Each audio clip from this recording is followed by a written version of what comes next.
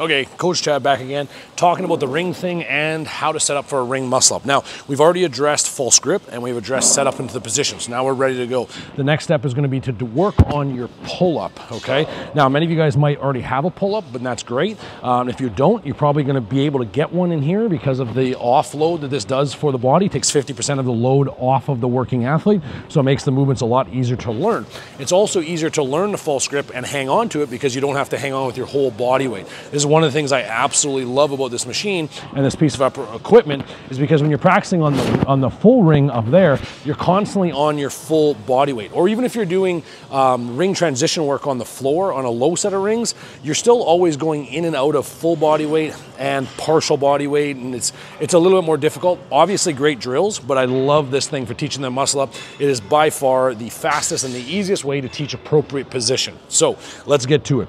Now, we've already learned the false grip, so you're gonna be holding your false grip throughout this pull-up, okay? Now, the key to this pull-up, unlike another pull-up or a traditional pull-up, sorry, is that one, the grip has changed, and I want you to have the strength and the ability to pull up, keeping your hands as close to the midline as possible, okay? So you wanna think about keeping your elbows in close together and your forearms vertical. Now, you're not gonna be able to keep them perfect here, but I need them to stay as close to the midline as you can possibly tolerate or as you can manage while doing this. So here would be a demonstration. I'm standing on my feet, which you can't see, of course, but I'm gonna lower myself off, bending my knees and putting my full body weight into my false grip, okay? So now my full body weight's down. What I'd like you to do when you're practicing this is to go all the way to extension and turn out, because this is gonna be one of the standards in the muscle up later. And then as you pull, I want you to pull as low as possible on the body, keeping your forearms as close together as you can. And you're gonna note how my false grip and my wrist are being torqued while I'm in this position. That's just fine. That's how the muscle up works,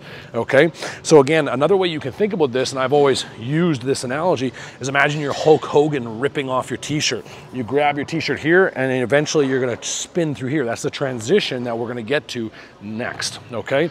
So for now, you want to just practice a couple pull-ups, pulling as low on the body or the body as high as possible while your elbows are close. So we don't just want chin over the rings, we want to pull as low as we can, almost to the lower part of the pec or the sternum, okay? So one more time, here we go. Full lower, pull all the way up. And you might even have a little bit of a rotation in the shoulder here that's already getting into the next step, but that's totally fine when you're doing this movement, okay? So spend some time doing the pull-up before the transitions. Next, we're gonna talk about the dip. Thanks, team.